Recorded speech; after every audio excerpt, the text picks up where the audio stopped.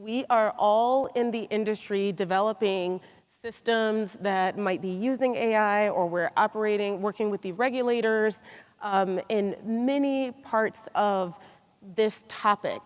And we had a discussion beforehand and we said, so often we go into these sessions, we go into these conferences, and there are a lot of myths around AI. And how about we set up a panel, a discussion, just busting some of the biggest myths that we hear. So today, we are actually going to be busting them, and we are going to be together, 1, 2, 3, busted, right? So I'm Yemaya Bourdain. I'm with Daedalean, and what we do is we develop AI-enhanced systems and algorithms. We generally develop those systems that are safety critical. And so our company has been working with regulators. We have applications currently in the process that are certifiable that implement machine learning. So I'm going to go down the list and have folks introduce themselves and tell us who you are, what company you work for. Tell us how are you using AI. Let's start with you, Darren. All right, Darren Cofer. I am a principal fellow at Collins Aerospace and work in our research organization on technologies that we use for establishing the correctness, safety, cybersecurity of airborne systems. And of course, nowadays we have to grapple with systems that might include or be built using machine learning technologies. I work a lot with the certification authorities, developing what the new rules of the game are going to be going forward. Hi, I'm Kim Wasson. I'm at Joby Aviation, where we are building an electric vertical takeoff and landing aircraft that we're going to operate as an air taxi. I am a staff development assurance engineer, also the autonomy certification lead. We don't have AI on our first type certed configuration. However, AI is one of multiple technologies that create uncertainty in the behavior of the system. And I work on the emerging means and methods that we can use to assure systems where there is some source of intrinsic uncertainty, and we need to be able to predict the behavior of these systems in order to meet the safety intent of the regulations. All right, Natasha. So hello, everyone. I am Natasha Neogi. I am the Senior Technologist for Assured Intelligent Flight Systems at NASA. And NASA uses AI and ML in a variety of ways. So I'm a V&V gal at heart. I look at the assurance of avionic systems.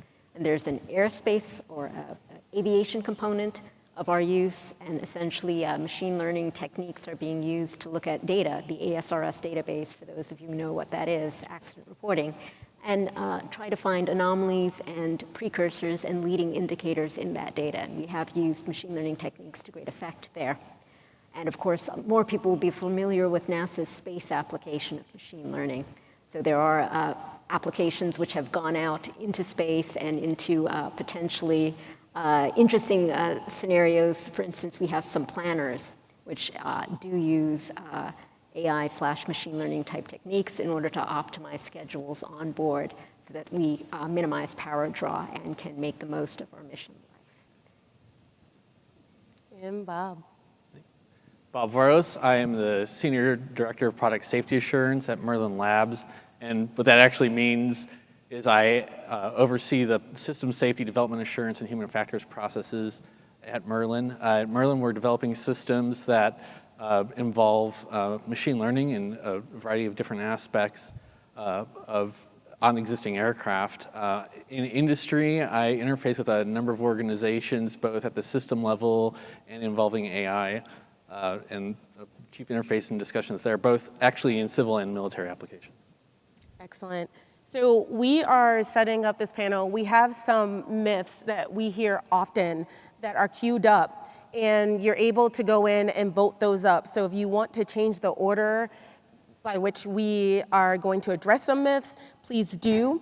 You can go in and vote. You can also add some as well. And so we have 90 minutes to talk about this. We'll try to keep the energy up in the room, and we'll also address some of the myths that are added in through the app. So please take advantage of that. So first, you know, we talk about AI all the time. We heard AI probably over 100 times today, maybe more, right? There are many applications or many presentations that they talked about AI. I think AI has become like a marketing term. It's come to mean all things that is something that does what humans usually do, whether it uses some specific techniques or not. Tell me, what is your definition and what do we mean when we say AI here? I'll jump in. So for the purposes of our scoping our panel, we are talking about AI on commercial aircraft, civil applications that have to go through regulatory approval. So this is just to get your head in the right place, in contrast to the first session this morning, which was focused on the military applications, military flight applications and weapon systems using AI. Here, we're really concerned with civil certification approval for these technologies. And also, I guess I would add, we're really focused more specifically on machine learning as a specific technology. So unlike the planner that Natasha mentioned, which was really more good old-fashioned AI, we're looking at systems that are created by learning from data. Right. So for example, you hear a lot about Gen AI and LLMs, and can we write our requirements with LLMs? That's not what we're talking about. We're talking about implementing systems using ML to put on an airplane. How do we assure and assess and V&V those systems? Not that that's not an interesting topic. It's an interesting topic. It's a whole other hour. It's a whole Right. different panel. Exactly. It's a totally different panel. Exactly. So think neural networks on an airplane. On an aircraft. Right. But are we just limited to neural networks? There are other forms of machine learning, or is it just neural networks, do you think? Well, for the immediate future, what we focused on in order to make the problem manageable is specifically supervised learning applied to neural networks. So, you know, we know coming down the road, there'll be applications based on reinforcement learning and other, you know, things that might do adaptation during operation. Those are, you know, those have been kind of de-scoped for now for our immediate purposes in dealing with the certification authorities, figuring out what the rules are going to be, what guidance needs to be out there, what standards we're going to need in order to make this feasible. Baby steps. Should we be including any other kind, Natasha? No, I just I was forcing Darren to clarify himself, whether that was just an example or whether he was truly scope limited. Indeed, you know, people remember from the 80s, rule-based learning is another thing I've heard people talk about a lot. And it is possible to consider that, but I think, you know, we've got only 80-some minutes left, so limiting it, you know, is a perfectly fine thing. But in some ways, that's less challenging from a verification standpoint. This is why I love it. Yeah. The issue is really that the diversity of applications and uses is so big, but multiple of us are applicants or government working with applicants and the regulator, and we're working specifically on how do we assure and approve these specific systems in order to deploy them commercially. That's the question we're asking. Yes, so let's start with, oh man, I love this. So we got a good one for our first one that's been upvoted. Myth, a non-deterministic component in a system prevents that system from being approved. How many votes did that get? How did I know that? That got 9 votes, right? That's Right the off the bat. hot one, right? You see that every time, right? Wow. Often, the very first thing you get is the knee jerk. I don't want a non-deterministic something going into my airframe. So Natasha, let me hear, what does this mean? And explain this to us. So I think there's one thing we need to jump into and clarify. You can tell I'm a definition gal. Repeatability, predictability, non-determinism. 3 different words which do not mean the same thing, and then I'll get to the punchline there. So when we think of DO-178C, there's a strict deterministic requirement there, and they're really after the notion of repeatability. So for a little machine which gets an input, it needs to spit out the same output. That's determinism. Repeatability is a little bit stricter than that, actually. It's you take an experiment and you run it, and then you run it again, and you run it again, and you should be getting approximately the same answer, repeatability. Predictability is not quite the same thing, right? You just need to know where you're going to end up. So I flip a coin, and I don't know if it's going to be heads or tails, but I can predict. After I flip 100 coins, half of them should be heads and half of them should be tails, unless you're out there and it's in the casino and maybe that coin is not one you should be using. So repeatability, heads, heads, heads all the time. Predictability, after a long period of time, some of them are heads, some of them are tails, and I know what that ratio is. When we look at things like neural networks, they can have probabilistic requirements. So essentially, you don't have to worry about this non-determinism. There is a strict probabilistic element associated with them. And that allows you then to bound their behavior, which is really what you're looking for in order to get a component onto an aircraft. It allows you to reason about it. And I know other people are going to clean up my answer. The other thing I wanted to just insert a one-sentence rant on. We already have non-deterministic components which are certified on aircraft right now. If anyone's ever worked with hardware or done timing analysis, you are well aware you're bounding the behavior of that component, the software on that hardware. You're trying to find out, what the worst case execution time is. You're just looking for an upper bound. But I'll stop and let other people jump in. When we approve a system for use on aircraft, that's a prediction that it's going to behave in a way that we that we intend, that we know how it's going to behave, and we are accepting how it's going to behave. To make that prediction, determinism isn't necessarily required. You just have to and it doesn't even have to be a perfect prediction. It just has to be good enough to meet the particular safety intent of the regulation that you need to respect at that point. And so you can have systems that are entirely deterministic, machine learned systems that are now stable, where for every single input there is one and only one exact, for all the outputs are known for all the inputs.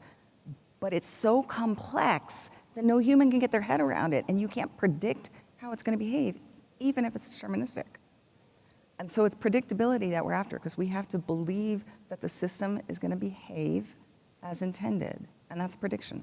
And I think that's the important part is actually what you said, we're trying to make that argument, right? Mm-hmm. We have to, as we said in our paper, which I'll plug, we have to come to this shared belief with the regulator. Was that your paper in DASC? That was our DASC paper. I thought that was paper. That's where it was, right? I mean, we have to come to that shared belief. And how do you come to that shared belief? Well, you have to make this argument of this understanding, and that's all part of it. Yeah, my previous life, I'll add in as well, my previous life was at Intel, and in integrating multi-core processors into aircraft safety critical flight control systems up to Daedalean, right? Multi-core processors are not deterministic. Right. The problem is that the software cannot completely control the full behavior of the processors. And so what do? We bound the worst case execution time, and we test and test and test and test, and we just need to be able to predict the behavior. And we say that, if there's this edge case that it takes 40 nanoseconds or microseconds in order to execute, then I basically have to cripple my entire system so that that edge case will always be able to fully execute, right? So multi-core processors, Ethernet, these are examples of non-deterministic components that can go into systems, safe systems, and can be certified, and they can operate and be safe. So long as you make the case. So long as you make the case. I want to say this a little bit differently, and it brings in another one of the myths. That we have a myth in there that all AI is non-deterministic, right? Isn't that one of the myths? You're promoting one so, of the yes. ahead of. Well, so, in fact, what we're talking about for our initial scope here is a neural network, which is completely deterministic. You put the same input in, you get the same output. Completely deterministic behavior. That's not the problem. The problem is the requirements, right, as Kim mentioned, are specified probabilistically, because that's how we train it. That's how we create it based on this data and either, a certain probability of detecting an object or becoming within a certain tolerance of the value that we're trying to estimate using the neural network. Those are probabilistic requirements. The underlying system itself is deterministic. So it's important that we make that distinction.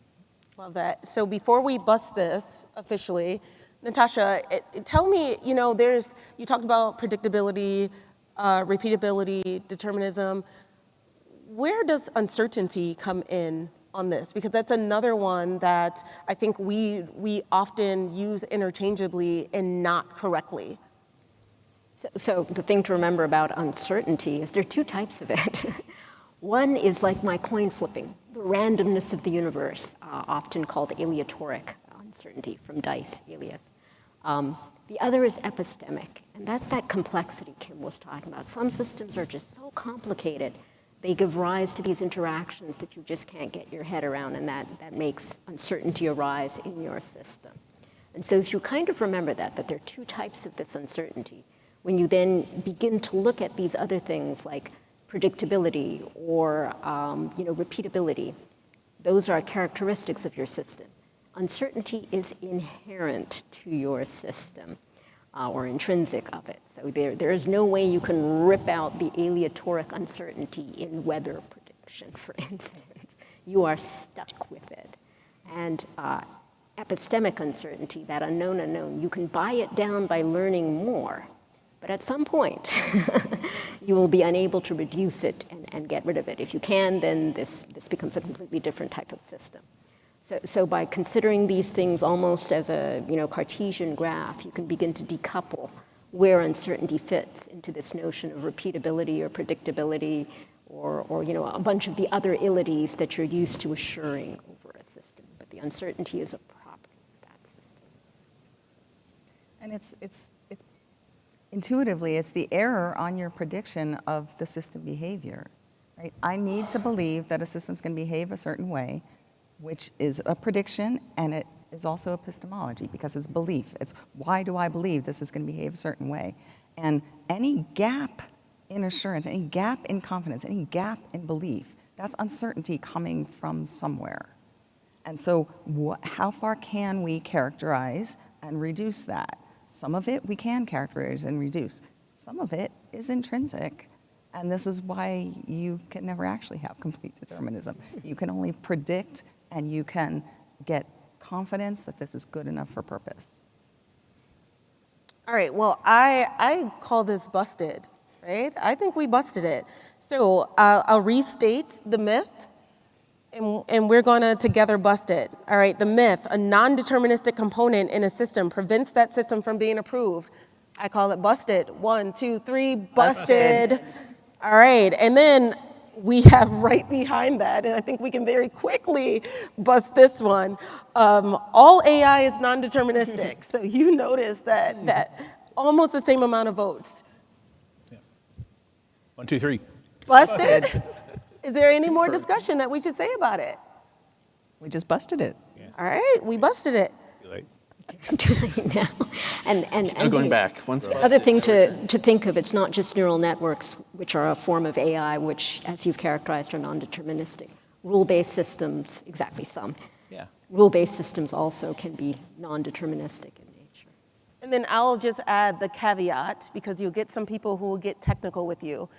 As long as it's run on hard real-time hardware, hard real-time hardware, hard real-time software, then, but we always assume that in these safety-critical applications, hard real-time hardware, hard real-time software, correct? All right, it's busted. Okay, next. A whole new set of assurance methods would be needed to certify aircraft using AI. I think that's for you, Natasha. Oh, my goodness. So. Oh, I'm sorry, hold on. Let's start with Kim on this one. Sorry, put you on the spot. I think we all have We all have an something. answer. All right. Let Kim go first. All right, so the shortcut here is Bob mentioned we had a paper, so if you care to search for Wasson and Voros 2024, there's a much longer answer to this. But in short, part of what we've tried to express is that ML is not special in all the ways that hype wants you to think ML is special. Trying to figure out how to assure ML for use on aircraft, it's not about the ML itself, it's about the uncertainty contribution. And just like Yemaya said, there are other things that can contribute to uncertainty, multi-core processors, Ethernet, humans, environment, all kinds of things can contribute uncertainty, and ultimately, we need to substantiate, we need justified confidence in a prediction of system behavior. So the means and methods for assuring ML don't start as means and methods about the ML specifically. They start with what is the uncertainty that ML could contribute to our system function. And so we start by thinking about, well, what function are we trying to support by using ML to provide it, and what kind of confidence do we have to have on the behavior of that function, including things like how bad is it if it fails? And then given that, what do we have to do with this ML in order to gain the confidence that it's going to repeatably, predictably provide that function? Now, in low criticality system, we might not have to do much. Now, that's not to say, so, right, as an aside, asterisk, always discuss with your regulator, right? We're not the regulator, we don't speak for the regulator. But through a bunch of analysis, we're looking at these regulations and we're looking at these practices. For sufficiently low criticality, there's not much you have to do.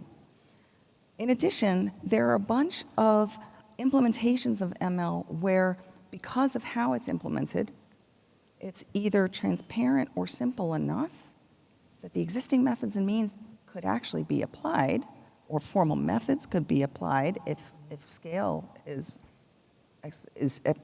workable. But then when you get to, okay, what do I do with the rest? What do I do with the interesting ones? Say I want to do something, vision-based in a Dalby system. Okay, well, you're many years out. We'll just say that now. But what you're asking is not for a whole new set of processes. That vision-based ML solution in this system is just playing one tiny role in a whole system. And so there's a set of functions. I'm allocating to a set of implementation choices. ML is just an implementation choice here that's going to generate an algorithm that I'm going to plug into software or hardware that I'm going to put on my aircraft. By the way, I can't put in ML on an aircraft. I put hardware and software in an aircraft. All ML is going to be implemented in hardware and software. And so it's the software that I have to assess. I might be generating a brand new algorithm from this other source in order to integrate into a piece of software I'm going to put on the aircraft. But from the interface where I'm integrating that algorithm, everything up from that is all conventional. We still have to do all the same system assurance processes, all the same software and hardware assurance processes. The question we have is, at the point in that software item where we're integrating an algorithm that we generated this way, instead of through someone thinking through a decomposition of a requirement. Now we have the questions about that particular algorithm and what we can say about the properties of the functional contribution it's making, and what we can say about how we arrived at that algorithm, the process by which we generated that algorithm. And this raises all kinds of questions about process control with the data and the training and the learning, and it raises questions about metrics to measure performance and whether certain kinds of statistics are applicable and whether formal methods can tell. I keep turning to Darren because Darren is my formal methods guru. So it raises all these questions, but it doesn't raise them until you get down to that interface. Everything up here, all the same as what we've always done, and you still have to do it. Anybody else want to jump in? Yes. Go ahead. You're just Go agreeing. ahead. Well, so our regulators in the US and the EU have told us that new methods will be required, that we will not be allowed to just come in with business as usual for any systems of any kind that contain machine learning, like a neural network, that you want to put on an airplane, regardless of the criticality level. They've told us that. And to Kim's point, the issue is, well, where are new methods required? Where do we have to do something different? And to your point, it's not at the system level. System and safety processes, those aren't affected. And furthermore, it's not at the lower implementation level, because by the time you have a trained inference model that says, these are the weights and biases in my neural network, and to implement that, guess what? I'm just going to do a bunch of matrix multiplications and apply these the activation functions, and that's just a bunch of math. That's very straightforward to implement, whether you're doing it in an FPGA or in C code or whatever your implementation choice. But it's this part in the middle where we go from the requirements that have been allocated to some component that we want to implement by training using data to create this trained model. That gap is what breaks our current processes. That's where we need new assurance methods to take over for the fact that traceability doesn't work here. Structural coverage doesn't give us anything like the assurance of unintended confidence in absence of unintended functionality that we would like. So those sorts of things that are key to showing that there aren't any surprises, any unintended behaviors, unintended functionality in the system that kind of happen in that middle layer. That's where we need new processes. I think a lot of what we see in the conversations too is kind of a confusion around what the assurance methods are and what the expectation is from them. Because if you read standards like SAE ARP 4754, go SAT, plug in for one of my committees, they don't explain to you how to write requirements. They don't explain to you how you transform that requirement from the system level to the item level. That's not the point, right? The point is to reduce the human error in those transformations and do that commensurate with the risk that you're taking on, the safety risk. And I think that is actually what's kind of confounding some of that. This gap is really the point at which we need to solve the problem. But anything higher than that is still, it's still the common problem. And if you do something bespoke because you've applied one technology in hardware and software, then the rest of it doesn't work together anymore. This isn't, dealing with a complex software that has behaviors that are, complicated and safety critical is not new. 4754 and 4761 were published before I graduated from my undergrad, right? So, not new. And they already solved a lot of the problems that we kind of see churning back up again, like monitoring and pre-processing. It's like, there's a reason these assurance processes exist, and they exist at this system level. It's because you have to balance out the components they're all different forms, right? All different forms of hardware and software to make sure that you have a cohesive system level and that it all works together. And if you start modifying that, then you have challenges. And so the piping is really what the DA tells you, should exist. But because you're flowing something different through that piping doesn't change the piping, right? And that's what the hardware and software effectively is.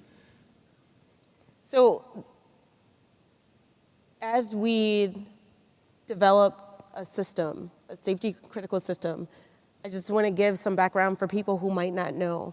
Tell me, kind of walk us through the journey of, I identify my intended function, I have to do an FHA, I then talk through that a little bit so that we can say very specifically at what point do we go, Yeah. gotta make a left turn to take care of this. I'll take that one. AI stuff. Bob, why don't you tell us about Why don't I? Why don't we preface why we're all giving this to him? So Bob chaired SA-18 for 6 years, which is the committee responsible for ARPs 4754 and 4761, both of which were just updated last year. Yay, December. System development and also safety assessment. Yeah. So, there's if you're, in the industry, there's a famous V in 4754, now revision B, that explains basically the process flow. And one of the things that you have to do in certification is demonstrate the intended function of your product, and you also have to assure that it's operating safely. And so we go through this process where we're required to explicitly write down what we intend the product to do. We return the intended behavior as functions, and we do this at aircraft level. We can decompose that into system level, and so as we're going down these levels, we're adding context, right? So we have this aircraft level function. I'm going to wheel braking is the one we have. So we're going to decelerate on the runway, and so decelerate on the runway is an aircraft level. At the system level, I understand my interfaces, right? I understand at least I have wheels and brakes. Perhaps depending on the size of your aircraft, I have speed brakes. I might use flaps. Again, I come from a smaller aircraft world, so there's more. There's sometimes less features to do that. So we get to this concept of the system level. We're defining functions. But what we need to know is the inputs and outputs of what we need this thing to do, this system to do. And so an intended function, when we talk about function, we say without regards to implementation. I don't actually need to know how I'm getting the brakes to slow the aircraft down. I just need to know that I'm using the brakes to slow the aircraft down. What we do on the safety side is we do a functional hazard assessment. So we take this function, again, I don't know how it's going to do it, but I know I'm going to make this thing slow down. And we say, all right, so how can this go wrong? Functional hazard assessment looks at the losses, the uncommanded deployment of those brakes, the oscillatory problems, any of the potential challenges that you could have with that function, and identifies what those hazards are, determines what the effect is, and part of that effect discussion is what is the effect going to be when we lose this function, and the effect on the aircraft, the occupants, and the crew. And that helps us understand how bad that failure condition is, what that hazard is. That failure condition and that classification of it gets us to requirements, safety objectives. Some of that's probabilistic. We get a failure rate, and that's set for the hardware and to help and guide architectural design. And we also get an assurance level, and that helps guide the development aspect. So once we get below this system level, now we have choices about what kind of hardware we're using, what does that system architecture look like, and what kind of software and complex hardware we might use to implement it. So the hardware side gets analyzed using this failure rate as its target, and we will allocate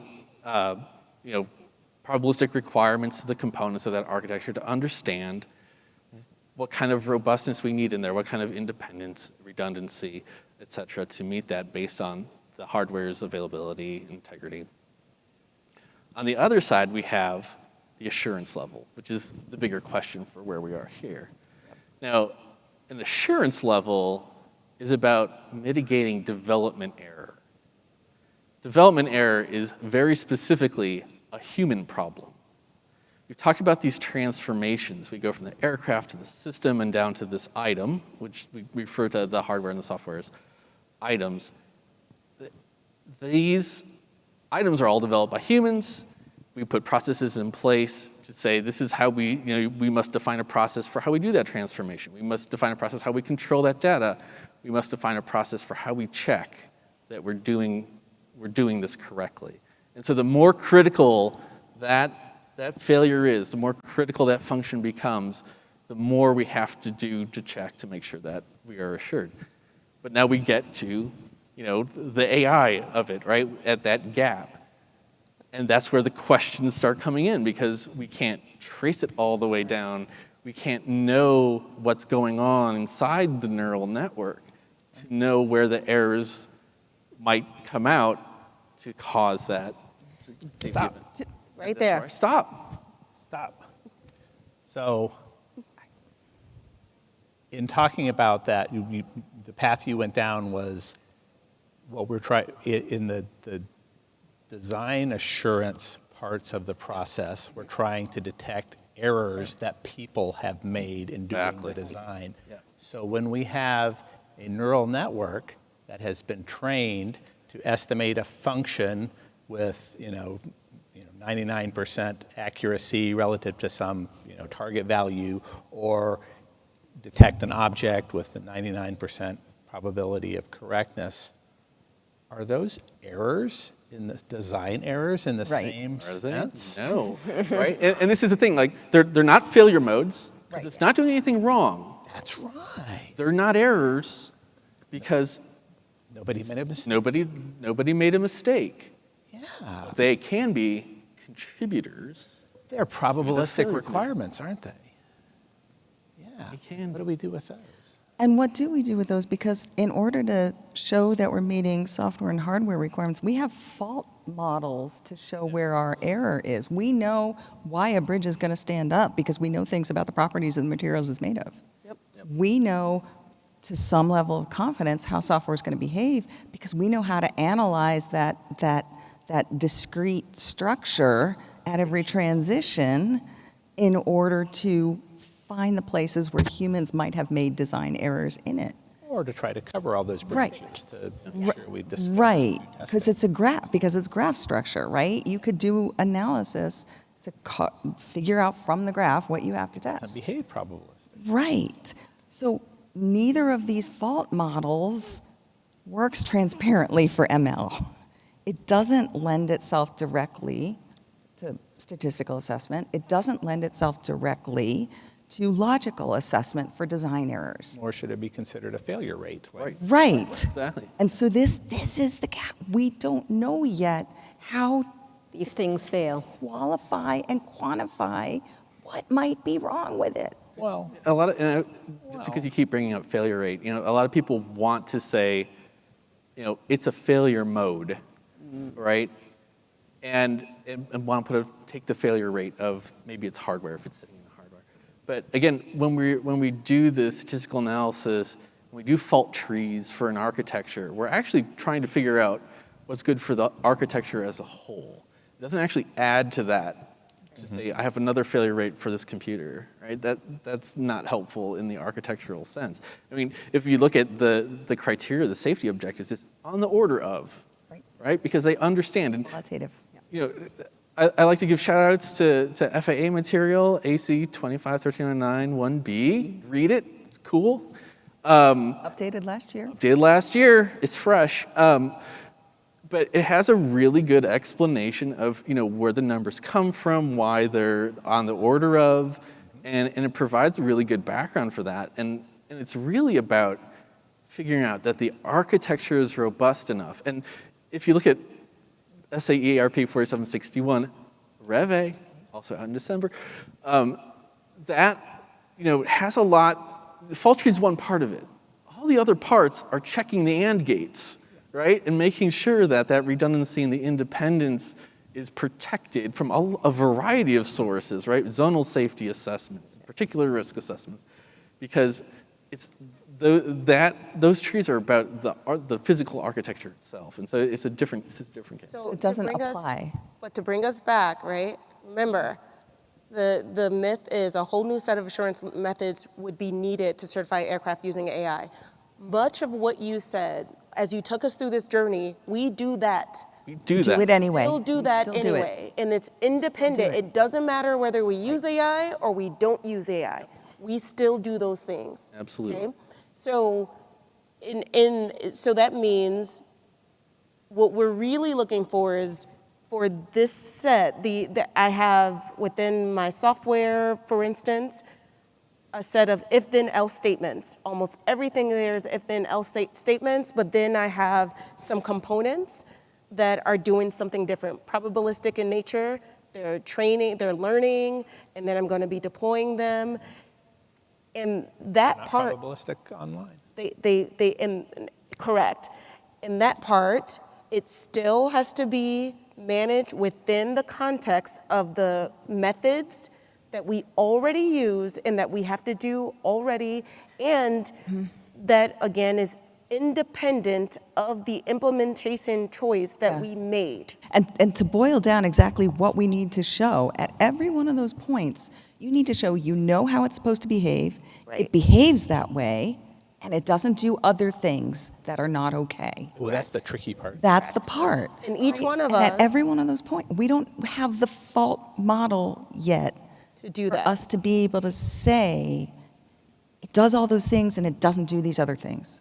And so as applicants go in, each applicant, they go in, and if you're with the FAA, you have an issue paper. With the EASA, you might have a CRE, and you state what you're going to do in order to take care of those concerns, right? In order to answer that in your order to context. answer those concerns, right? And it's a negotiation with the regulator. And so the point, though, is that there are going to be some new methods that we will develop that eventually will be standardized and harmonized. In the middle that we talked about. Correct, in that gap in the middle. But we're not changing the process. Right. We're not changing how we develop aircraft. We're not changing how we develop systems. So I think Rob's point, we're not changing the pipes. Pipes. We're We're not changing the pipes, Just correct. what goes through them, just at these interfaces. right? So I think it's busted, right? So I'll repeat, a whole new set of assurance methods would be needed to certify aircraft using AI. 1, 2, 3, busted. All right. With a little, I'm actually going to jump in. Not a whole new. Not a whole new. I'm going to take a detour because we have some votes that got upvoted way high. So I'm going to take a quick detour. Is there any concern that using AI for decision making may introduce bias in humans when it comes to making decisions? Let me introduce one. Is there any concern that using AI for decision making may introduce bias in humans when it comes to making decisions? Well, of course there is. Of course. I mean, because that's not completely an AI question. That like the human, where the human interacts with the system. Yeah, it's a human factors. Right. Exactly. Exactly. There we go. That's right.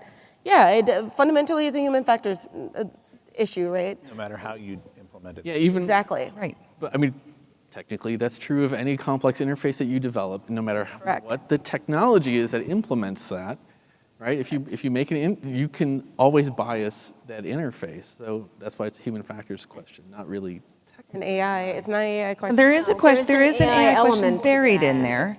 There's an So, implementation let's talk about concern that. buried, right? Because the question is, all right, at the system level, the human is interacting with an interface. Yep. If that interface, if whatever function that interface is providing is implemented with the support of AI, Yep. then that ML or AI, whatever, might be contributing potential ways that that function could fail, or for example, by biasing the user. I would maintain that you didn't write your requirements correctly. There you go. It's a Was that a request. setup? We all agree there, right? Right. If we're following the process. It's part of our process. We're following the process. Yeah. Right. Well, that's part of the human factors regulation set too, right? Is that the user, the flight crew understands the behavior of the system, right? And you can demonstrate that. Yep. And so if it's doing things that are not that, then there's a problem still on the human factor side. Yep. Of course, there's always a relationship between how you implement and what that interface is, but there's a chain of events. Like there's a bunch of transformations that happen before you get it down to that level. Yeah. And there are going to be, because we chose AI to implement something, there might very well be, at this point in our process and at this point in our questions, we might get a different set of things that we have to cover and mitigate and deal with and make sure our requirements are valid and verified for, right? But all that process is still the same. Natasha. And I agree with everything that was said. So like you say, there are two conflated things here. We've been talking about the 1309 world in a great deal of detail, and 1309 is a specific regulation which talks about systems and equipment and how you implement everything. And everything that Bob just described about that V is all with respect to one of 263 regulations. Mm-hmm. Just one regulation has all these standards and stuff associated with it. There are the 262 left over. Yeah. One of them, and there are many of them, but one that we call out, 1302, deals with the human factors issues, and that is such that the crew must be able to respond in a timely fashion, and this must not induce errors in crew and and they've got a whole boatload of methods that they can apply as well. And so we want to make sure that we render unto Caesar that which is Caesar. Yeah, absolutely. So the human factors folks have their means of looking at whether or not errors are being induced or bias is being induced. And it doesn't have to be an AI system which can create problems. But again, they may need to develop, new things flowing through their piping to figure out what to do. But there are two particular regulations you have to look at. And don't conflate them. Don't. Right. Yeah. Good point. And so one of the committees I currently chair, S18H, sell that one too. Is actually working on that particular problem, right? It's the how does human factors and the regulatory set in that discipline relate to the system safety process, which is this 1309 discipline. And 1309 is very specifically about the intended function of the system. Well, the regulations around the flight crew, they need to understand the behavior of the system. But the behavior of the system from the perspective of the flight crew is not the same intended behavior of the system from the perspective of 1309. Absolutely. Right? In fact, the understanding of predictability is different between them. They both apply different levels of rigor, which are determined in completely different ways, right? So they're these related things. We understand that there's an interface, and in fact, in S18, we're trying to even improve that interface, but they are distinct problems because a flight crew looks at multiple systems and multiple functions at the same time, right? And so the challenge is very different than I have one function that's implemented in maybe one system, right? So getting us back on track on myths, right? We got one, and we hear this I think we all see, we go to presentations, people use AI and autonomy interchangeably, to the point that some people don't even understand what autonomy is if it's not using AI. So myth, AI and autonomy are the same. No, they're not. No. They're not. No. No, well, this is the Venn diagram. Right. So autonomy, or as a lot of us are starting to relanguage, increasingly automated systems or increasingly autonomous systems because of the spectrum. It's a set of capabilities, it's a set of behaviors, it's a set of how I want my system to behave in certain situations. I want it to do this behavior with less input from a human pilot, which means it has to have this information and this instruction and this blah, blah, blah, right? It's behavior. AI, ML, the way we're talking about it, it's an implementation choice. How I want it to behave, I can do that in hardware or software or hamsters or smoke signals or whatever. The speaker this morning in the plenary had a great example. He says, I have to nail this hammer in the wall. I can use a sledgehammer or a shoe or my fist. These are all different choices, and they're all going to have strengths and limitations given the situation. And so when we choose an implementation for a given function that we want to provide, we're making decisions based on a number of factors. Here's another one, right? If I want to move my control surfaces, we used to do this with cables and pulleys. Now we do it with avionics, right? Implementation choices. AI, ML, these are tools to help us generate algorithms to go into the avionics to do things that provide functions on the airplane. So they're just implementation choices. Now, this also means that autonomy isn't dependent on AI. We hear it all the time, it's a huge enabler, but you don't absolutely need AI to do autonomy, or reliable robotics wouldn't exist, right? They're not using any ML and they're doing autonomy. And also, you can do lots of other things besides autonomy with AI and ML. One of the other things on our list, I think, is why this is interesting. There are all kinds of resource gains, all kinds of potential safety enhancements, all kinds of things that we can potentially get out of AI that have nothing to do with autonomous behavior. So Yeah, we have a bunch of those examples that we're working on now where the real reason for using a neural network is for saving computational resources. So to get rid of, you have some complex nonlinear function that you're trying to compute, and you can either spend lots of CPU cycles running some complex optimization algorithm, or you can use lots of memory to store a giant lookup table, or you can train a neural network to give you pretty much the same function with some whatever your desired level of tolerance is, and do that very efficiently from a computation and computational resource standpoint. It has nothing to do with autonomy. Right. Requirements are the same. I mean, back to our requirements question, it's I'm implementing the same function. It's a function that already exists on the flight deck.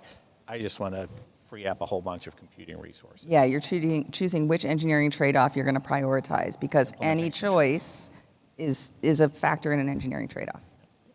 And just to be inclusive to our audience, in case we've got any last stragglers from Ascend, the space people, they know this very clearly, that these two words mean two different things.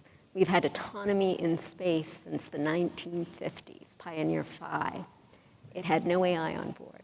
And similarly, we have been using AI or ML applications for space-based operations, which are what people in aerospace or aviation, people in aviation would call remote operation. And so you can see they're very clearly, with the Venn diagram, there's an overlap, but they are not conflated with one another, and it's important to keep that in mind. All right, so ready to bust this myth? I think so. All right. AI and autonomy are the same. 1, 2, 3, busted. All right. Next, I think this is a question for you, Natasha. The tools to monitor AI systems in real time do not exist. Okay, so that's a good question. What do we even mean by that? Yeah. Exactly. So there are a couple of hidden questions lurking in that particular myth. One is related to the idea of monitoring. And so what does it mean to monitor? Are you monitoring the aircraft? Are you monitoring a specific subsystem? Are you trying to monitor your software for particular properties? And I'm imagining that the question's really getting at, I field my system, and it's a machine learning implementation, and I want to throw a Louis Shaw wrapper around it, a runtime monitor to check for when it goes off the rails and maybe switch to another system. Or maybe I want to create some services, functions, or capabilities which are monitoring outputs for potential hazards at the aircraft level, and then be able to take that data, trace potentially precursors or leading indicators that something is getting ready to go off the rails. Currently, we're developing certain capabilities. Now, simplex architectures, I see Chimponic and the, these have been flying for forever in military applications. So there are indeed instances of these which are out and about. The deeper question is, how do you know what to monitor? and this becomes really the issue. What is it about that particular system? Can you collapse the state of it such that you're getting the data traces and you're not just overwhelmed by a huge, big old pile of data, and you have no idea what you're looking for in it. And even if you did know what you were looking for, you couldn't find it fast enough. And so you need to build those hooks in at the beginning, not only because eventually the NTSB is going to ask you to be able to audit and recreate any particular accident that you may experience, but also because you need to know when you're experiencing issues. You're not going to get everything right the first time through. You field your system, you experience surprises when you go out into the real world. If you're not agile and able to, say, aha, I know what I'm looking for. I know when I'm getting very close to the margins that I've created around my particular element that I'm monitoring, you're going to have problems in being able to decide whether your design is right. And so I would, bring this back convolutedly to the myth. We do know how to monitor systems. It becomes a requirements issue. What is it do you need to monitor in order to ensure the properties that you want about it? And slowly we're building that out. That's a continuous refrain, too. It becomes a requirements problem. Yeah, exactly, right? I think this assumes that you need some special, brand new types of tools in order to monitor AI-based systems. And we're saying that that's not necessarily true. Is that correct? I would say that the question isn't, do you need tools? Unless you know what to monitor, how do you know whether you need a tool at all? So yes, indeed, if you knew what you had to monitor, and indeed there was no tool present to do it, you would need a new tool. But currently, the things we're looking at monitoring about AI are not such that we need a particular new tool. The problem is we're not knowing what we should be monitoring, and so that's kind of the bigger issue.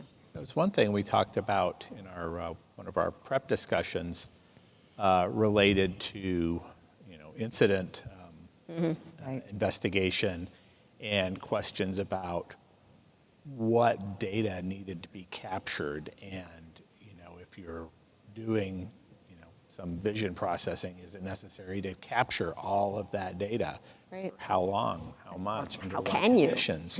And what do you expect to get out of Or even it? for smaller systems, if just because you're using a neural network, is there an obligation to capture a lot more data than what we do now? And I think that's still an open question. I don't think that's been determined. It could, present not a capabilities problem, like we don't have the methods, but just a practicality and cost Storage, retrieval. problem. So And I think we're going to have to wrestle with that and think very carefully about what would actually be necessary, what would actually provide value, or there Yes. other things that you could do instead that would be cheaper from a Yeah. storage. Because monitoring is expensive, and It's unless part of that you monitoring process. build it in from the beginning, you're going to pay the cost in the end when you discover that, oh my gosh, I needed to have a pipe into that particular. And So to bring us back, is it necessarily busted, or are we saying that it depends? We don't think new whole, what does it say? New method, the tools. The tools to monitor It's not AI that the systems tools, are yeah, not the no, tools. no. I think Natasha is on the right track with that the tools exist. That's not the problem. I mean, there could be problems more practical related to Yeah. storage if a regulator, for example, mandates that all this extra data has to be. yeah, it's similar to the assurance question, as you said, the problems and the requirements, not necessarily, and do I need to get a whole new suite of assurance tools? It's did you hit your Yeah, requirements? and that doesn't even go down the path of who owns that data. Yeah. Allowed to leave the airplane. Right. Well, that's Blah, blah. another. We're not going there. So, okay, the tools to monitor AI systems Busted, yeah. in real time do not exist. 1, 2, 3. Busted. All right, busted. Okay, I am going to, I think we got 30 minutes left. The rest of them don't have a lot of upvotes, so I think maybe we can blaze through them, and then we can get to, we have 2 questions from the audience that have really high upvotes. Okay. So maybe let's blaze through the last 5 of these myths. And actually 2 of them are so low, maybe we ignore them all together. Turns out that people don't need to answer that question. So we'll get through these 3. Myth, no regulatory agency would actually approve AI on an aircraft. And unfortunately, we were supposed to have Dr. Pham here, the chief scientist, AI scientist at the FAA, and he would have said, from his position, Busted.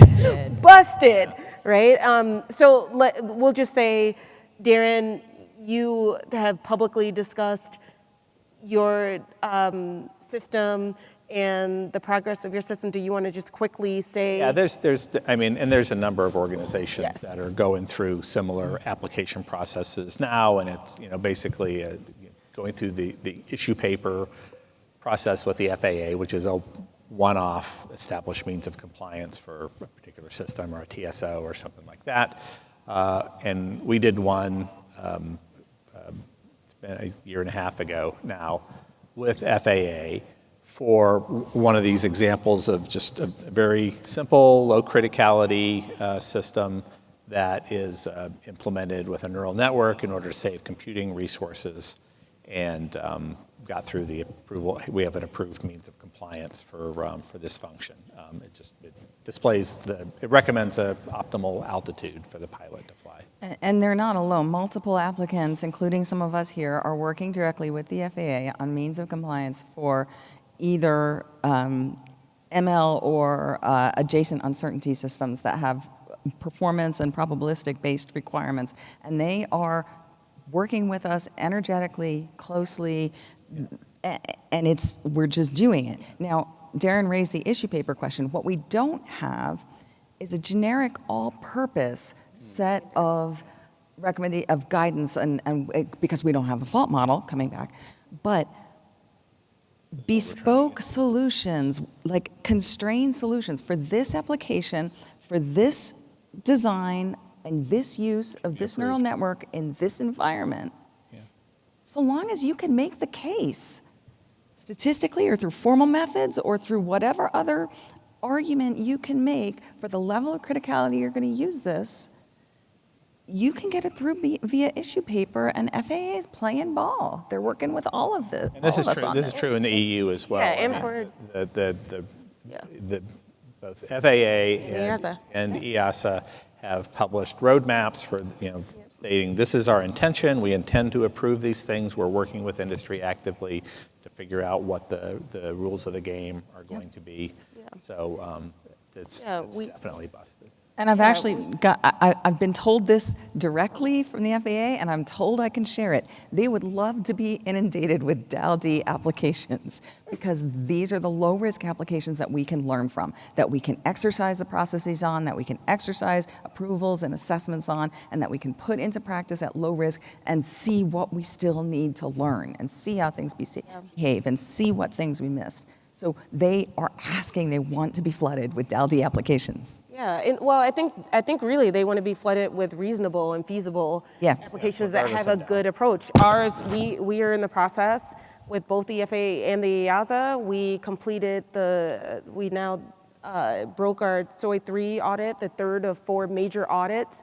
We now completed the first part of it with both the FAA and the EASA. We're doing an application that's concurrently validated, and it's a computer vision DAL-C application. So absolutely, they are solving problems with us. They are seeing some of these applications for the first time, these uses, these approaches, and we're working, I think each one of us, we're working quite well with them. So that's absolutely busted, right? So partly why we wanted to do, right, we are all from, other than Natasha who's with NASA, the rest of us are all applicants. And we wanted to come and tell you that we're doing this. Doing it. We are directly working with FAA to do this. Absolutely, so good. Busted, right? The AI of an aircraft is going to evolve and mutate, I think, very quickly. We talked about that a little bit. We can very quickly. Out of scope. Out of scope. Right. We're not looking at online learning right now. I think even the regulators in the roadmaps have said either something like machine learned, it's completely out of scope for something that is learning online in real time, right? But, I mean, even if we'd had something like that, you'd have to describe that, like intended function, part of the intent, you have to explain how that works first to get there, right? How could that even be intended function for it to mutate how do you, in an unpredictable way? That's no, but what about in a predictable? In a predictable way, right. Anyway, but in the civil space, it's out of scope. Today, that's out of scope, right? So stuck on predictable mutation. Yeah. The AI of the aircraft is going to evolve and mutate in civil terms. No. 1, 2, 3, busted. All right. We don't need AI on the aircraft. We can do everything with traditional software. We talked about that. We did talk about that. So we actually busted that earlier. Can we now close it? Sure. 1, 2, 3, busted. All right. We're going to move up to some of these questions from the audience. We have 24 minutes left. Our industry members our industry members the correct body to determine the best requirements for AI safety in commercial applications? I think it's a partnership Has to be. between not just industry and regulators, but our agencies who provide a depth of expertise and an independent position. Yep. I think it has to be a partnership. But entry is required. I think agencies are required. We need NASA in this. We need the regulators. We need everyone, all hands on deck. And I think maybe more importantly, we need people that are doing it. Yep. We talked about this yesterday, that when Daedalean wrote CODANT, Concepts of Design Assurance for Neural Networks, which was, at the time, it was the first proposal for how to certify or how to manage machine learning based systems in applications, in safety critical applications.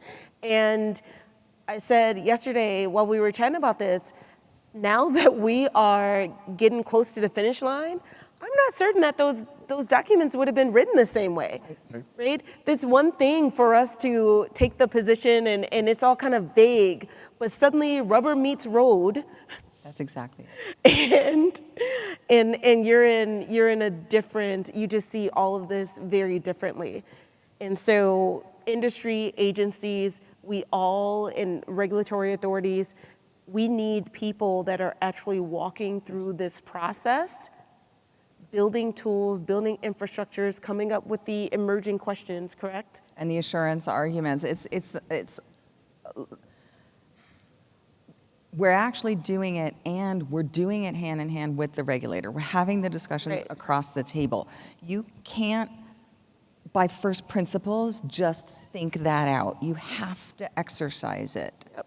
And one of the things you said yesterday is through the process of doing it and asking the questions and having the conversation across the table, both sides are realizing things that they either have to do or don't have to do. You can't front load that decision as laying it down, here's how we're going to do it and here's how it's going to be for everybody. You can't. Like, this is the value of the issue paper process, is each application and each applicant is working through the exercise and forcing out all the questions and the experience and the observations and the learnings. Natasha? No, you've been very quiet. You go ahead, Bob. Well, yeah, I take it a little broader in, the regulators are not just involved with the applicants, but also involved in a lot of these industry committees too. And 4760 S18's SAE ARP 4761 took over a decade to revise, because the practical experience that the regulators were bringing, the practical experience that the applicants were bringing, really showed what kind of a crazy quilt that thing made with all of the other regulations and all of these other perspectives, right? These other means of compliance started tying this all together. So it's, in theory, it's really easy to just put together a standard to address one particular aspect, but when you actually put that through the application process and you have to deal with all the other regulations and all those other means of compliance and make sure that they all work with this, that's a different ballgame entirely. There's a quote. Tom Farrell's in the audience, and there's a quote that I have from him, which is, no plan survives first contact from the enemy. And I can't remember who it's actually from, but I know it from you. And so that you can first principles and predict, you can plan a standard all you want, but it doesn't survive first contact with actual application experience. You can only actually write those things with legitimacy from actual execution experience and application experience. Yes. And so I just wanted to put my Trung hat on. I don't speak for the FAA, of course, but I imagine a person from the FAA would begin this answer: the public determines the level of safety acceptable. So that's the first starting question there, or the first answer there. From there, the regulator interprets that, and that flows down into the broader community. I think the question was aimed at that broader community. Who should be having the voices in? Should it be industry, or should it be an entire ecosystem of regulators, of other civil aviation authorities, of individuals who have lessons learned? We sometimes forget, we're aviation oriented, There are lessons from space. There are lessons from nuclear industry. I'm pointing at Darren because he's well aware. Exactly. So just hearing at the beginning that broader ecosystem and then filtering down to that right core group of people in order to come up with those most acceptable standards, I think is the right first step forward. That being said, we need to have that experience. You can't standardize before you know what you are standardizing around. So you need those applicants, you need people working it out in detail, and you need to then field the operations to see what you're getting out of them. I just want to add to that, as a regulated industry, the way we will handle AI and ML is going to look very differently from what the non-regulated tech industries, consumer tech is going, internet stuff is going to look like. And that's a feature, not a bug. We are a relatively slow-moving, conservative industry because public safety is on the line in a way that it's not in some of these other industries. And so this is the way historically we've dealt with new technologies when we started putting software on airplanes. Industry and the regulators work together to figure out what the assurance practices should look like and what the acceptance standards would be. And I forgot to do the call out to the military as well. We're talking civil, we've de-scoped that, but again, a lot of the experience there, those lessons learned need to be incorporated. For sure. All right. If the AI gives wrong information and the human uses that information, who's at fault? Who asked that question? How do we assign responsibility? Who asked that question? That's just a requirements question. Right? I mean, it doesn't matter, replace AI here with software, right? My software produced an answer, a recommendation to the pilot, and it was developed with a certain level of assurance to meet requirements, to tell the pilot, this is the altitude that you're at, or this is how much fuel you have in the fuel tank. It's pretty important to know, right? And so if the system that computes how much fuel is in the fuel tank is wrong, we don't assign, it's not like a moral question of assigning blame. That is just, that's a quality assurance and design assurance question. Did you get the design correct? Did you implement that design correctly? And I maintain it's exactly the same for the uses of AI and ML that are envisioned in the cockpit. You're still at the system level with that question. Yeah. Right? Misleading, what is the effect of misleading information is a failure condition, right? It's very dependent on what is that system supposed to do? What It could be a hardware failure, right? Or it could be a design error, right? But those are causes of the failure condition too. So again, your misleading information isn't a new thing. Misleading information comes from existing systems. It is a consideration we have, and that drives the requirements and the assurance levels and all of those things. So it still takes you all the way back down to that gap that's down at this lower level, because you have to figure out what that means down at the AI. But again, the human factors question of what does that misleading information mean helps you set your failure condition, and that leads you down to that requirement. What if AI gives you new information? Like, for instance, the system that we're working on is a traffic awareness system. It identifies traffic in the airspace. It merges visually using cameras, draws a box around that traffic. We don't output a raw feed of the traffic, still output it on the traditional traffic display, but there's new information. This thing now provides you with a classification. That's a Cessna, right? What about if your AI-based system, your machine learning-based system provides new information? Does that change the answer to the question? I don't think so. Again, it's still a human factors question, right? You're going to ask what the consequences are. What are the consequences, right? And so the thing that often point out about the human factors question versus an AI question is, if I can mock that up in a simulator, and I don't need the technology to do it specifically, like I can fake that. I see. And it's not a problem with the technology itself. That's a human factors question. It's a 1302 question. It's a 1302 question, right? And when you Do I understand the intent? Does the flight crew understand what the system is supposed to give me? And do we understand how the flight crew is potentially going to respond to that, right? That's a human factors question, not...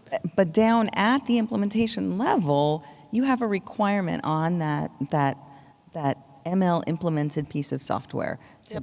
You have a probabilistic requirement that you have to meet, and you have a burden of demonstrating demonstrating that you have that you've captured that requirement appropriately, and that you have met that requirement, and that you're not doing anything else that's not okay.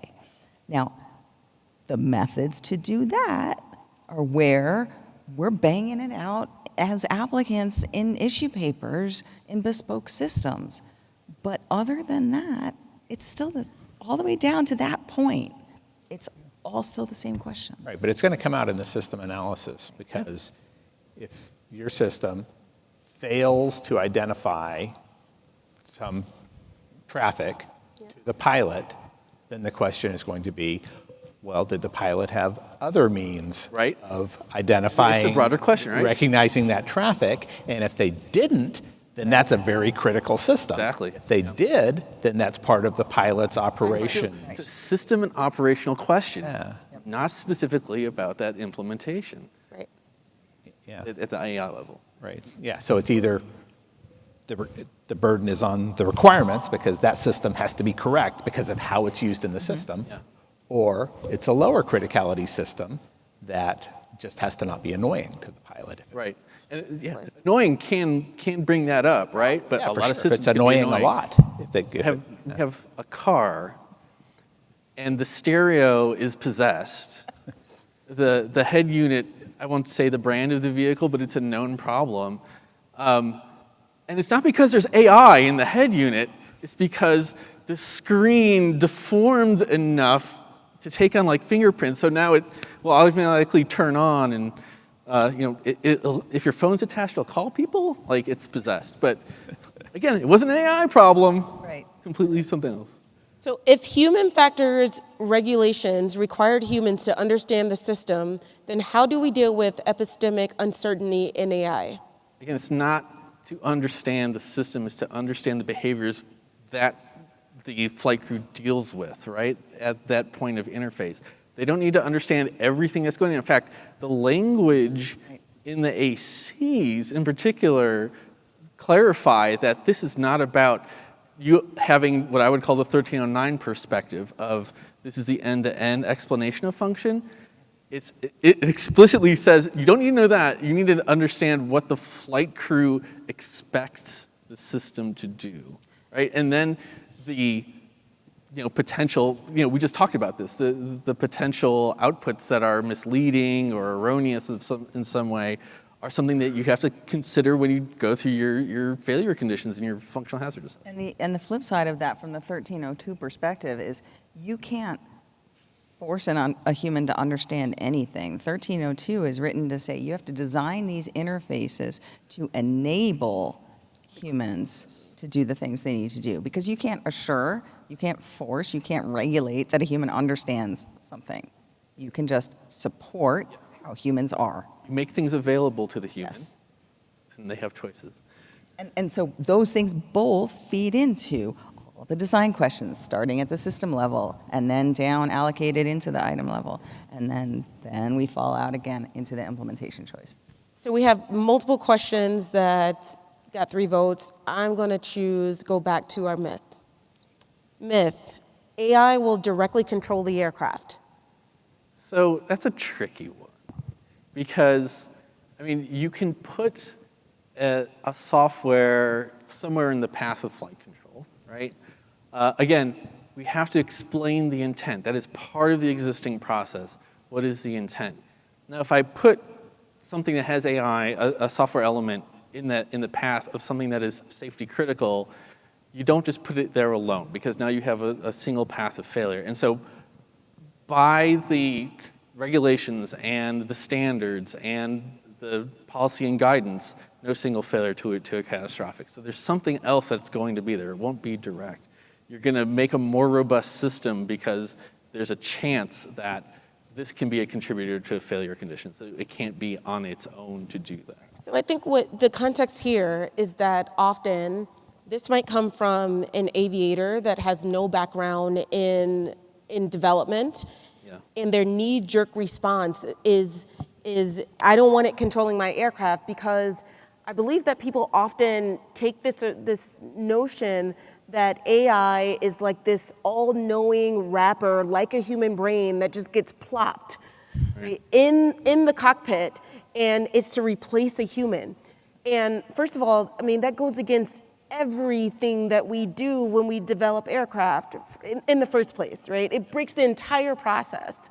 But it's not a brain. It's not, when we say AI, we don't mean a brain. We don't mean that, there's this something that is a central piece. It's an algorithm we got from this other source. That's what it is. I think it comes back down to the V, but like this fact that we have to describe intended function, and also let's all recognize too that an airplane is a big complex thing that we have to break apart. That's why we have these assurance processes, is because you have to reliably take that thing apart and explain these parts and then bring them back together, right, in a cohesive story. And that's part of what development assurance helps us do. And so we often don't end up with a central repository, a central brain of these systems, because that would kind of be unsafe, right? And the safety process, as I said, when you get to catastrophic failures in particular, you can have no single failure that causes a catastrophic event. So you end up architecting out these single kind of units and disperse control into something that is more, that has higher integrity, right? Right. I mean, when we build components, hardware components, software components, they don't all get licensed to execute a maneuver, right? So in the same way, it's the same thing, right? Yeah, to your point at the beginning, I think this is more of like a scare headline that has no real connection to airworthiness regulation or known processes now. So I see this not as a 1309, not an equipment and systems issue. I don't even see it as a 1302 issue, a human factors issue. This stems, who here's a pilot? Oh, wow, okay. I got some friends. This stems from a 91.3 issue. The pilot shall remain in command and be responsible for the safety of the safe execution of the flight. And so there is no recourse to that. You are the pilot in command. You're responsible for the safe execution of the flight. And you've got complex hardware and software and stuff on there. I have a little tiny brain. I don't know exactly how my Piper Archer is actually working, and it's a pathetic, aircraft. It's not mechanized at all. But we could envision fully autonomous aircraft in the civil space. We could imagine that, and that would require probably changes to that part of the regulatory structure, like to acknowledge that there's, is there not a pilot? So are you talking about remote operation? No. No, so you have Autonomous cargo operations, for example. So the question I thought, or the myth was, AI will control my aircraft. It's not my aircraft if someone's gone and fielded it. Fair. Yeah. That's someone else's context. problem. Well, unless I'm a it's pilot. the aircraft, The but, aircraft, right? but it's understood, my aircraft. I think that I think the point still applies that is even for a future state autonomous cargo aircraft, a sentient agent AI thing is inconsistent with any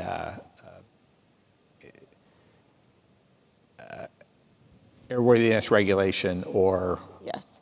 implementation processes and regulatory processes that derive from that. And I just see it as an authority responsibility mismatch, which might be giving rise to this angst. So we can bust this. AI will directly control the aircraft. Yeah. 1, 2, 3, it's Bust it. busted. All right, we have less than 5 minutes left. We'll get through the last myth, and then I'll pick one of these questions here. AI systems are not safe. It depends. It depends. Well, right. It They go through depends. the process. Language first is Yeah. systems implemented with the support of AI, because AI is not a system. It's an implementation choice. Systems are declared safe based on your ability to demonstrate through these processes that they meet the safety intent of the regulations. If you use AI, you still have to demonstrate that you meet the safety intent of the regulations. Through the whole panel, we've been going through what that entails. And so it depends, because it depends on whether you've made the case, given the architecture and the structure of your system and the substantiation you've chosen. It depends, just like it depends for software or hardware or anything else. The main way that an AI-based system could be unsafe is through unintended functionality, which in this case means how it responds to unseen data that it was not trained on. And that right there is the main assurance challenge that we're dealing with from an assurance technology and process standpoint, and knowing how to measure that, how to characterize that. Right.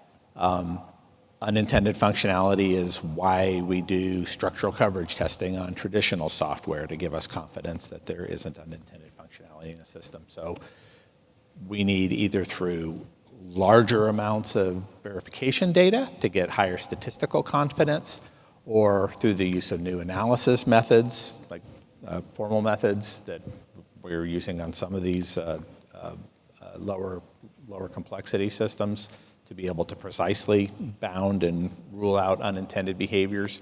Those are some of the new things that we have to do, and that's back to where the problem actually is that we started out with at the beginning of the session. So, And where applicants are working through these possibilities in issue paper process. Let me reword this then. We got 2.5 minutes left. Let me reword this. How about AI-based systems or AI-enhanced systems are inherently unsafe? or let's ask it a different way. Cannot be made safe. So no system with an AI component can be, or an AI implementation can be made safe. Is that what you said? Cannot be made safe. I think they can't be made safe. I think it can be, yeah. I think they're They could be unsafe, but they can be made right. safe. Yep. All right, so we'll reword AI enhanced or AI-based systems. Enabled. Whatever. AI-enabled system. AI-enabled systems cannot be made safe. We'll bust it. 1, 2, 3, bust it. Busted. All right, and to wrap us up, we got 1 minute and 30 seconds left, and I will be on time, okay? This one I like. Someone in the audience and 5 others said, AI will allow computers to take over the world and kill us all. That's not on us. That's probably true. Are we safe? That's not on us. I don't know. I think that might be plausible. Didn't we de-scope that one? Right, I Or mean, did we? Our choices are busted, plausible, or confirmed. plausible. That's Plausible. plausible. Need to reconfirm Oh, at a later computers are date. Stupid. Yeah. Yeah. That's plausible. I think it's plausible. You're saying there's a chance. Yeah. I know there's a But lovely you know, if you put the XKCD about safety and that. development assurance engineers in charge, maybe it'd be less plausible. If everybody used I think aviation today- level safety processes, I think we degenerate. I think that in 20 years, we will be less than 10 years, we will be dealing with the T-Rex of the AI, okay? And so I'm calling it plausible, and I'm hoping that everybody here stays safe. Right. Thank you. Remember, you don't have to be the fastest, you just have to be faster than the slowest person. There you go. Or you have to pay fealty to our new robot overlords who are Overlords. enabled That's by right. AI. That's going to be my I, for one, welcome our new robot. Thank you all so much for this 90 minutes of busting the most common myths that we hear often related to AI and AI being implemented in aircraft. I hope that everybody learned something. I hope that everybody can take away from them some message to your team, to your colleagues, that these things just are myths. Thank you to you all for this time and being great panelists. Thanks for having us, Yemaya. Thank you for staying.